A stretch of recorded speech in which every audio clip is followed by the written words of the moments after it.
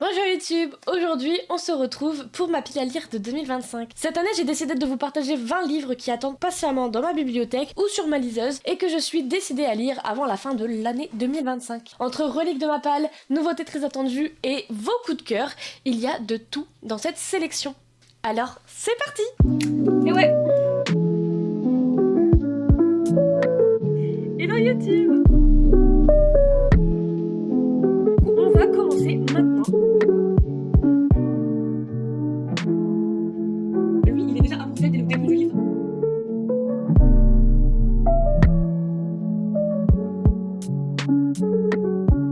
Commençons avec les livres qui traînent depuis bien trop longtemps. Il est temps de leur faire honneur. J'ai décidé de mettre en première catégorie Phobos, tome 2 de Victor Dixon, sachant que j'ai tous les tomes, mais on va commencer par le deuxième, qui attend depuis bien trop longtemps dans ma palle. J'avais beaucoup aimé le premier tome en 2023, alors pourquoi pas continuer la suite. Je lui donne une dernière chance cette année, et si je ne les lis pas cette année, je vendrai toute la saga. Ensuite, Briar tome 1 de Hailey Kennedy, ça va être la même chose. J'ai adoré sa première saga Off Campus, j'ai hâte de découvrir cette nouvelle saga qui promet d'être addictive tout comme la première, et si je ne lis pas cette saga cette année, elle sera vendue. Ensuite, troisième livre, ce sera Regretting You de Colleen Hoover, parce que c'est un roman qui me tente beaucoup et qui, je l'espère, sera à la hauteur des émotions qu'elle sait si bien transmettre. Ensuite, une grosse pavasse, Akotar tome 4 de Sarah J. Maas, parce que c'est le dernier tome pour l'instant, mais c'est un gros pavé qui me fait vraiment peur. Donc on verra si je survis à cette lecture. Ensuite, pour finir, dans les reliques de ma palle, on va avoir Captive tome 2 de Sarah Rivens,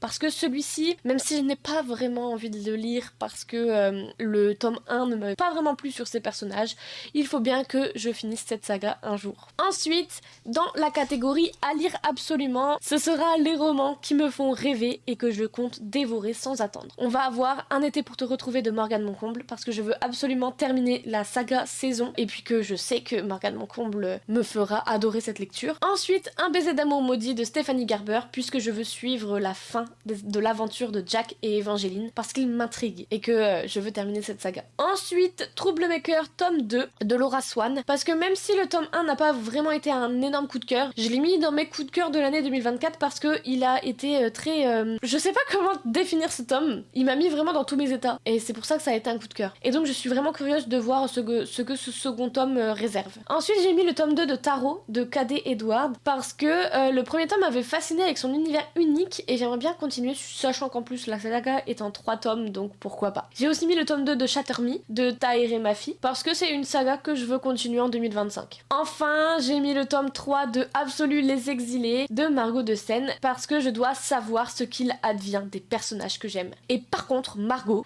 si tu as fait souffrir mes personnages préférés, prépare-toi à une avalanche de messages dans tes DM parce que ça va me bouleverser. Enfin, dans À lire absolument, j'ai quand même rajouté Magnolia Parks, le tome 1 de Jessica Hastings, parce que ce roman m'intrigue énormément et j'ai vraiment hâte de découvrir son univers et je sais que Estelle l'adore, donc c'est une valeur sûre. Ensuite, les nouveautés à ne pas manquer, on va avoir Lexton, tome 2 de Sarah Rivens, parce que même si j'avoue que le tome 1, je l'avais bien aimé, mais c'était une énorme pavasse qui m'avait pris du temps. J'ai trop envie de découvrir la suite de l'histoire entre Kai et Iris, sachant que je l'avais commencé sur Wattpad, mais que je m'étais arrêtée quand le tome 1 est sorti en version papier, donc voilà. Ensuite, une deuxième sortie qui va vraiment m'interpeller, ça va être Affronter la nuit de Marie Replin, parce que rien qu'en lisant le résumé, je sens que ça va être incroyable. Ensuite, L'été où tout a basculé de Amandine Farin, sachant que oui, c'est ma copine, mais nous devons donner de la force et de la visibilité aux copines, et je sais qu'il y a 2 autres tomes, les 2 suivants,